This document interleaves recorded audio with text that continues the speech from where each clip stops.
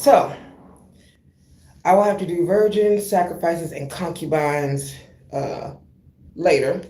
Right now, we're going to talk about the tarot of boundaries when access meets accountability. The catalyst, 17 voicemails. All right. I don't know where it cut off at. The catalyst, 17 voicemails and the illusion of friendship. Silence often speaks louder than words, but sometimes the sudden breaking of that silence reveals the deepest truths about a connection. The situation began with a ghost from the past, a former friend, someone who had occasionally offered surface level encouragement of my talents but had never actively supported the work through financial exchange, reciprocity, or even something as simple as a book review. Reappeared completely out of the blue. Actually, she has given me joy in the past, a long time ago. Um, Very long time ago. It has been years since our last real engagement. Yeah. In the past, I had already established clear boundaries, saying no to requests for free labor and favors, yet the expectation of unpaid access remained lingering in her energetic field. Recently, I set up my voicemail after years of leaving it unchecked because only people contact me are people who want me to take out loans. Well, I haven't taken out a loan or on the credit card unless I'm using, uh, not from a bank or anything, in a very long time. Okay, we'll just leave it at that. I'm not looking for any loans. Okay, uh, from the people calling or from banks. Waiting for me in the inbox were 17 messages. Only two were not people asking me if I want a loan. I take that back. Three of the messages. One was family. One was somebody I'd given my number to. Um, yeah. And then one was the message this friend left. The contents were not inquiries about my well-being, my life, or shared memories. Instead, they are direct requests for heavy spiritual labor, protection spells, interventions for her daughter, manipulative magic directed at a man I do not know. It was an expectation of profound spiritual access, entirely uncompensated, operating under the fragile and convenient guise of friendship. The defining moment arrived when she reached out directly to ask, "Did you listen to my voicemail?" This required a response that honored my professional value, my spiritual ethics, the sheer cost of my lived experience. By the way, I don't hardly give my number out nowadays. Um, but if you call, my voicemail is now set up. It wasn't set up before. I sent her the following message. Greetings, I set up my voicemail this morning and found 17 messages. I want to be clear about a few things. First, contacting me for spells, protection work, and spiritual labor under the pretense of friendship, while expecting access to me and my time for free, is something I cannot ignore, especially when has been little genuine support, not even something as simple as a book review. Reciprocity matters. Regarding, we're not going to name the man's name, and what sounds like manipulative magic is a no for me. I do not know this man, and I do not interfere with another person's free will in that way. That is not my practice. You are not dealing with just a person, you are dealing with a specific archetype and a pattern of behavior. To properly identify that, it would require a tarot reading, and I do charge for that service. I do not do simple tarot readings. As for protection regarding your daughter, does she need protective stones? Depending on her age and the situation, what she needs may be far greater than crystals. I do not do harmful work on people, harm none. That is the very first code of being a witch. The focus should be on creating boundaries and protection around your daughter and home, not on attacking anyone. This can look like return to sender or mirror work, where a person simply deals with the consequences of their own energy. Warding and shielding around the home to keep negative influences out. Charge protection zones such as black tourmaline or obsidian placed in key areas. Grounding and empowerment work so the mother is strengthened mentally, spiritually, and emotionally. Most importantly, if the situation involves real threats, harassment, abuse, or physical danger, law enforcement should be involved immediately, like yesterday. Spiritual work should never replace practical safety. I believe in protection, not manipulation. That, ladies and gentlemen, is how we got here. The tarot of boundaries. There's a profound difference between a relationship built on exchange and a dynamic built on extraction.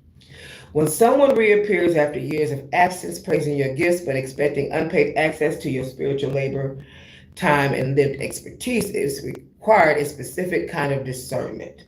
To understand this dynamic, when extraction is disguised as friendship, we can map the interaction through the energetic layers of the Kabbalistic four worlds, the Orisha, the Loa, and tarot archetypal systems. When boundaries meet entitlement, the reaction rarely comes from a place of deep reflection. Instead, it cascades through these realms. Asaya Makuf, the material and action realm. The archetype Calabash, Princess of Cups, Page of Cups reversed.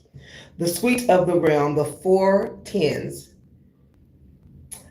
Loa Azaka, the spirit of the harvest, agriculture and physical labor. Orisha Ochochi, Ochosi, the divine hunter representing swift justice and the sharp arrow of truth. The elemental currents, Petro, Congo, Rada, Santerio. Petro for fire, wands, and clubs. Congo for water, cups, and hearts. Rada for wind, swords, and spades. Santeria, earth, pentacles, and diamonds. In Asaya, the realm of action in the material world, the reversed Princess of Cups reflects the emotional body reacting before the mind can integrate the truth. This is the frequency of emotional confusion, hurt feelings, immaturity, and processing boundaries. Girl, I'm so confused. Psychological and symbolically, this reveals reacting emotionally rather than reflecting on the content of the boundary. Feeling personally rejected instead of engaging with reciprocity, interpreting a firm standard of respect as a relationship rupture. It is not deep reflection. It is emotional surprise colliding with an unmet expectation of free access. Bria, the collective realm. The archetype, Jabura, Five of Swords, current Rada, wind, spades, energy. Loa, Ogun, Orisha, Ogun. The warrior of the forge, representing iron, war, and the necessary severing of what no longer serves. In Bria, the energy shifts from raw feeling into mental structuring and conflict processing. Ogun and Ogun bring the energy of the forge, cutting, severing, defending. As my friend, you have just lost me. This statement carries the signature of withdrawal as self-protection rather than engagement with accountability. This is not necessarily malicious. It is defensive ego structuring. Here we see ego protection prioritized over understanding, reframing the boundary setter as the one who calls the laws, ending the engagement rather than repairing imbalance. Jubera sharpens the separation. This is the mind protecting identity but refusing accountability. Atziluth, the archetypal and emanation realm. The archetype, Shakma, Two of Pentacles. Unstable balance realm includes the suite of the four kings, Drum, Hagun, and Santero.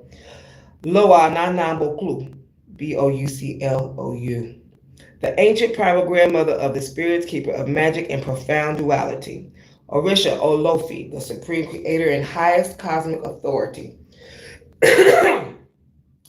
The Atziluth, the highest realm of emanation, we see the archetypal pattern of unstable integration. This realm carries the resonance of kingship systems, and structured authority, yet is in this interaction the balance is entirely destabilized. Love you.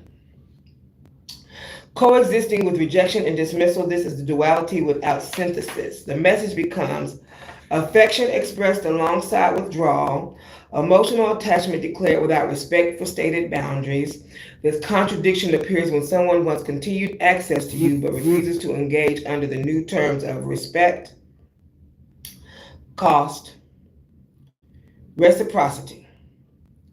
The core archetype resolves into one truth. I like the version of you I have access to, not the version of you with limits.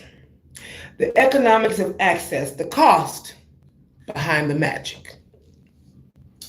There is a deeper layer beneath these archetypal reactions, one that is economic, energetic, and spiritual.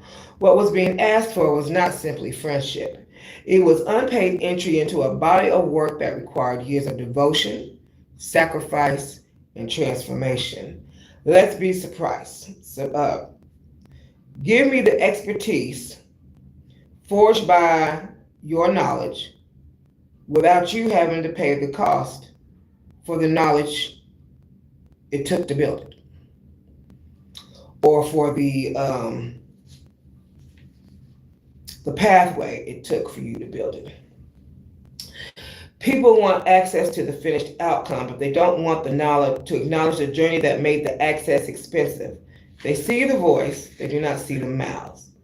The lived curriculum was built through years of study, reading, and writing, financial investment in tools, education, and life systems, emotional labor, spiritual discipline, and lived experience, loss, rebuilding, relocation, and self-reinvention, time that could never be recovered, energy that had to be chosen over comfort. This is not casual knowledge, this is lived curriculum. And yet what was offered in return was framed as friendship without reciprocity, study, contribution, engagement, or co-creation. The leech dynamic versus the exchange dynamic. There are two energetic structures in relationships: exchange, mutual investment, shared effort, respect for time and expertise, acknowledgement of cost, reciprocity, not always equal but conscious, extraction disguised as connection, access without investment, expectation of free labor, emotional framing, friendship, love, support used to bypass value, no study, no practice, no contribution, consumption of insight without honoring its origin. What was being requested fits the second pattern. Not because the person is evil, but because the structure is I want the fruit of your years without participating in the soil, labor, or sacrifice that grew it. The hidden demand. When someone says, help me spiritually, do work on my situation, tell me what to do, protect my household, but has not studied the system, not practiced the discipline, not invested in learning, not supported the practitioner, not engaged in reciprocity, that is not friendship. That is consumption disguised as closeness. The cost reality. This work is not abstract. It is built on real cost.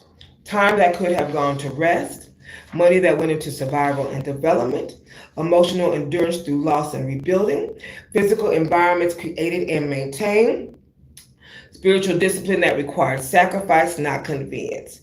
And sometimes even more, it involved airports, hotel nights, unstable rest, parking lots, survival logistics, complicated relationships, whole ships, paid publishing and endorsements requiring labor, presence, image, and emotional currency.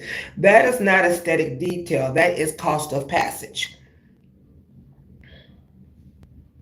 The boundary truth. The boundary is not rejection of people, it is rejection of unpaid extraction of a life's work under the name of friendship.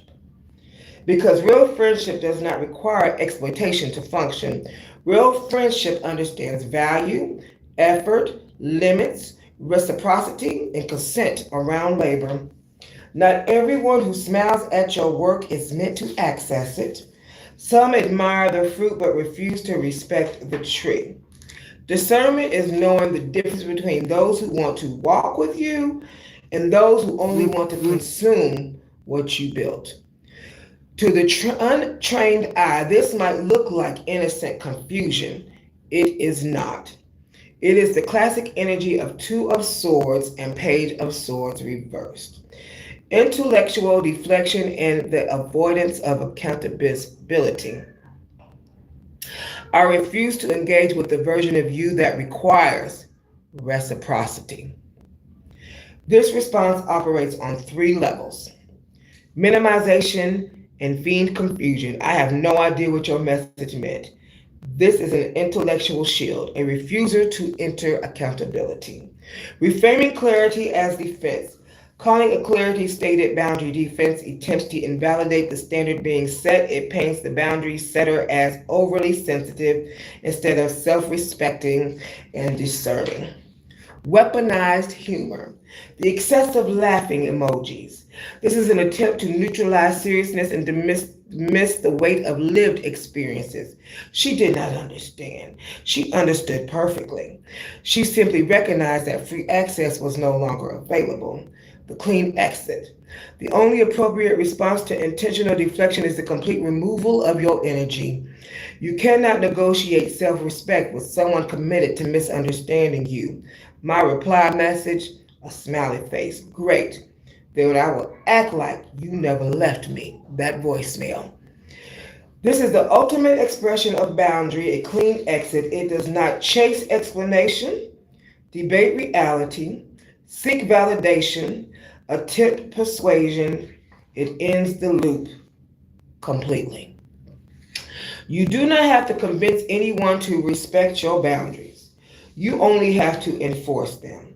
If someone chooses not to understand the value of your time, your labor, your spiritual labor, or the heavy cost of your journey, your silence becomes the final answer.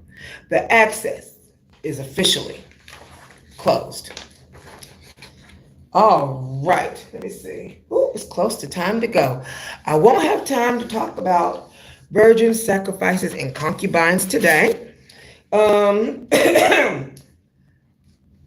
And we're pretty busy with the interview. My focus is tomorrow, strictly the book review and the interview. So we'll see about that next week as far as virgins, sacrifices, and concubines. Don't forget to join me tomorrow for the interview with Lloyd Leach and Joanne. Tomorrow for the Stevens for the interview that we're having at 3 o'clock on YouTube. It's going to be so delicious. Oh, I can't wait. I already got the artwork ready for it to put on the video for when we're finished. Thank you for joining me, Love Tubers. Hope you have a fabulous rest of your Saturday.